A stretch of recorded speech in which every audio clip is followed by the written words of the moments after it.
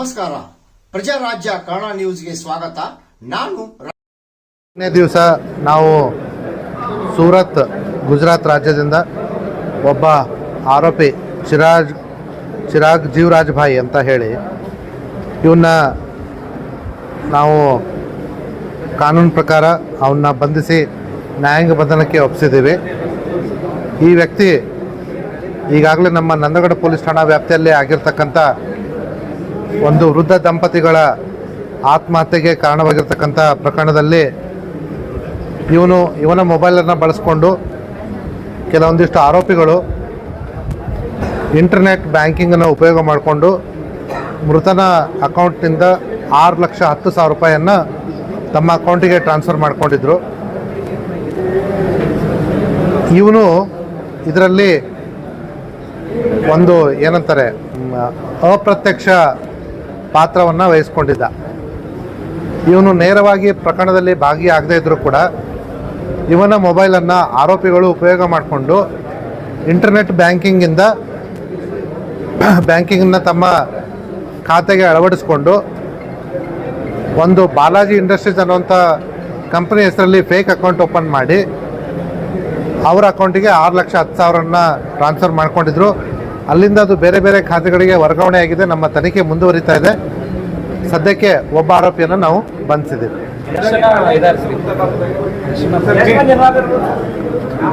ನಾವು ಈಗಲೇ ಇಷ್ಟೇ ಜನ ಅಂತ ಹೇಳಲಿಕ್ಕೆ ಸಾಧ್ಯ ಆಗೋದಿಲ್ಲ.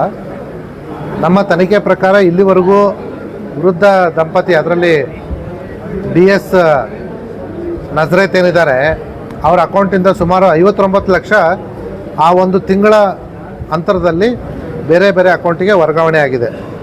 ಇದು ನಮಗೆ ಪ್ರಥಮವಾಗಿ ಸಿಕ್ಕಂಥ ತನಿಖೆಯಲ್ಲಿ ಒಂದು ಪುರಾವೆ ಮತ್ತು ಒಂದು ಸಕ್ಸಸ್. ಇನ್ನು ಮುಂದಿನ ದಿನಗಳಲ್ಲಿ ಎಲ್ಲ ಆಯಾಮಗಳಿಂದ ನಾವು ತನಿಖೆ ಮಾಡಿ ಯಾರೇ ಆರೋಪಿ ಇದ್ದರೂ ಕೂಡ ಅವ್ರನ್ನ ಬಿಡೋದಿಲ್ಲ. ಅವ್ರನ್ನ ನ್ಯಾಯಾಂಗದ ಕಾನೂನು ಪ್ರಕಾರ ಕ್ರಮ ತಗೋತಾರೆ. ಇಡೀ ಬೆಳಗಾವಿ ಜಿಲ್ಲೆಯಲ್ಲಿ ಒಂದು ಒಳ್ಳೆ ಕೆಲಸ ಮಾಡಿದ್ದೀವಿ. ಆ ನಿಟ್ಟಿನಲ್ಲಿ ಉಳಿದಂಥ ಆರೋಪಿಗಳನ್ನು ಎಷ್ಟು ದಿನದಲ್ಲಿ ಬಂಧಿಸಬಹುದು? ಯಾಕಂದ್ರೆ ಆ ವಯೋವೃದ್ಧರು ಟೈಮ್ದಲ್ಲಿ ಭಾಳ ನೊಂದ್ಕೊಂಡಿದ್ದಾರೆ. ಅವ್ರಿಗೆ ಆತ್ಮವಿಶ್ವಾಸ ಸಿಗಬೇಕಾದ್ರೆ ನಾವು ಪರಿಶ್ರಮ ಪಡ್ತಾ ಇದ್ರೆ ಅದಕ್ಕೆ ನಾವು ಹೆಮ್ಮೆ ಪಡುವಂಥ ವಿಷಯ. ಆ ನಿಟ್ಟಿನಲ್ಲಿ ಎಷ್ಟು ದಿನದಲ್ಲಿ ನೀವು ಅವ್ರನ್ನ ಅರೆಸ್ಟ್ ಮಾಡ್ತೀರಿ ಅಂತ ಇಲ್ಲ, ತಮ್ಮ ಒಳ್ಳೆಯ ಮಾತುಗಳಿಗೆ ನನ್ನ ವೈಯಕ್ತಿಕ ಧನ್ಯವಾದಗಳು ಮತ್ತು ಜಿಲ್ಲಾ ಪೊಲೀಸ್ ಕಡೆಯಿಂದ ಕೂಡ. ಆದರೆ ಪ್ರತಿಯೊಂದು ಸೈಬರ್ ಅಪರಾಧಗಳಲ್ಲೂ ಕೂಡ ನಾವು ಇದೇ ರೀತಿ ಕೆಲಸ ಮಾಡ್ತಾ ಇದ್ದಾರೆ ನಮ್ಮ ತಂಡದವರು. ಈಗ ಈ ಆರೋಪಿಗಳು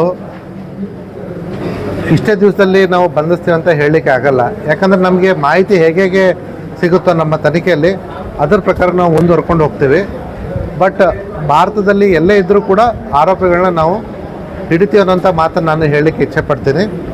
ಈಗಾಗಲೇ ತಮಗೆ ಗೊತ್ತಿರೋ ಹಾಗೆ ನಮ್ಮ ತಂಡದವರು ಸೂರತ್ಗೆ ಹೋಗಿ ಅಲ್ಲಿ ಈ ಆರೋಪಿಯನ್ನು ಬಂಧಿಸಿದ್ದಾರೆ. ಬಟ್ ಅಲ್ಲಿ ನಾವು ಗಮನಿಸಬೇಕಾದ ಅಂಶ ಏನಂತಂದರೆ, ನಾವು ತನಿಖೆ ಕಾಲದಲ್ಲಿ ಕಂಡುಬಂಥ ಅಂಶದ ಪ್ರಕಾರ ಅಲ್ಲಿ ಬಾಲಾಜಿ ಇಂಡಸ್ಟ್ರೀಸ್ ಅನ್ನೋಂಥ ಕಂಪನಿನೇ ಇಲ್ಲ ಅಲ್ಲಿ. ಇದರಲ್ಲಿ ಬ್ಯಾಂಕ್ನವರು ಕೂಡ ಒಂದು ರೀತಿಯಿಂದ ಹೊಣೆಗಾರರಾಗಿದ್ದಾರೆ.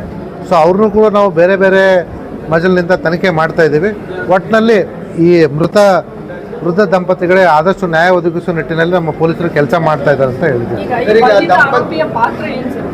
ಬಂಧಿತ ಆರೋಪಿಯ ಮೊಬೈಲನ್ನು ಉಪಯೋಗ ಮಾಡಿಕೊಂಡು ಬ್ಯಾಂಕ್ನಲ್ಲಿ ಇಂಟರ್ನೆಟ್ ಬ್ಯಾಂಕಿಂಗನ್ನು ಬೇರೆ ಆರೋಪಿಗಳು ವ್ಯವಸ್ಥೆ ಕಲ್ಪಿಸ್ಕೊಂಡಿದ್ದಾರೆ.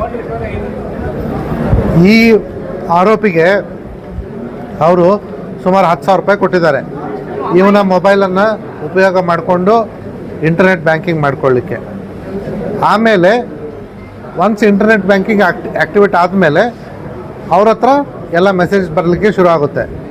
ಅದ್ರದ್ದು ಮೇಲೆ ಇವರು ಅವ್ರ ಅಕೌಂಟಿಗೆ ಏನು 6,10,000 ಇವನ ಮೊಬೈಲ್ ನಂಬರಿಂದ ಲಿಂಕ್ಡ್ ಇರತಕ್ಕಂಥ ಅಕೌಂಟಿಗೆ ಏನು 6,10,000 ಬಂದಿತ್ತೋ ಅದನ್ನು ಮತ್ತೆ ಬೇರೆ ಬೇರೆ ಅಕೌಂಟಿಗೆ ಟ್ರಾನ್ಸ್ಫರ್ ಮಾಡಿದ್ದಾರೆ.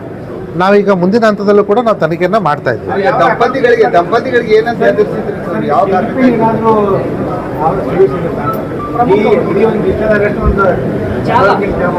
ಅಲ್ಲಿ ನಾನು ಮುಂಚೆ ಕೂಡ ಹೇಳಿದ್ದೀನಿ, ಇಲ್ಲಿವರೆಗೂ ನಮಗೆ ಇದು ಡಿಜಿಟಲ್ ಅರೆಸ್ಟ್ ರೀತಿ ನಮಗೆ ಕಂಡು ಬಂದಿಲ್ಲ. ಎರಡನೇದು, ಇಲ್ಲಿ ಅವನಿಗೆ ಹೆದರಿಸಿರ್ತಕ್ಕಂಥದ್ದು ಇದು DS ನಜರೇತಿಗೆ ನಿನ್ನ ಹೆಸರಿನಿಂದ ಬೇರೆ ಒಂದು ಮೊಬೈಲ್ ನಂಬರ್ ತೆಗೆದುಕೊಂಡಿದ್ದಾರೆ, ನಿನ್ನ ID ಕಾರ್ಡನ್ನು ಉಪಯೋಗ ಮಾಡಿಕೊಂಡು. ಆ ID ಕಾರ್ಡಿಂದ ಸುಮಾರು ಜನರಿಗೆ ಸೈಬರ್ ಫ್ರಾಡ್ ಮಾಡಿದ್ದಾರೆ, ನಿಮ್ಮ ಐ ಡಿ ಕಾರ್ಡ್ ಮಾಡಿರೋದ್ರಿಂದ ನೀವು ಹೊಣೆಗಾರರಾಗ್ತೀರಿ ಅಂತ ಹೇಳಿ ಅವನಿಗೆ ಹೆದರಿಸಿ ಅವನಿಂದ ಸುಮಾರು 59 ಲಕ್ಷವನ್ನು ದೋಚಿದ್ದಾರೆ. ಸೊ ಇಲ್ಲಿ ನಮಗೆ ಡಿಜಿಟಲ್ ಅರೆಸ್ಟ್ ಅಂತ ಒಂದು ಇದು ನಮಗೆ ಮೇಲ್ನೋಟಕ್ಕೆ ಕಂಡು ಬಂದಿರೋದಿಲ್ಲ. ಇಲ್ಲ, ನಮಗೆ ಅದು ಇಲ್ಲಿವರೆಗೂ ಆ ರೀತಿ ಕಂಡು ಬಂದಿಲ್ಲ. ಆ ರೀತಿ ಕಂಡು ಬಂದಿಲ್ಲ. ಯಾವ ರೀತಿಯಾಗಿ ಎದುರಿಸಿದ್ರು ಅವರು ಅಂತ ದಂಪತಿಗಳು? ಅದೇ ಈಗ ಬೇರೆಯವರಿಗೆ ಈ ಮೊಬೈಲ್ ನಂಬರನ್ನು ಅಂದರೆ ನಿಮ್ಮ ಐ ಡಿ ಕಾರ್ಡಿಂದ ತೆಗೆದುಕೊಂಡ ಮೊಬೈಲ್ ನಂಬರಿಂದ ಬೇರೆಯವ್ರಿಗೆ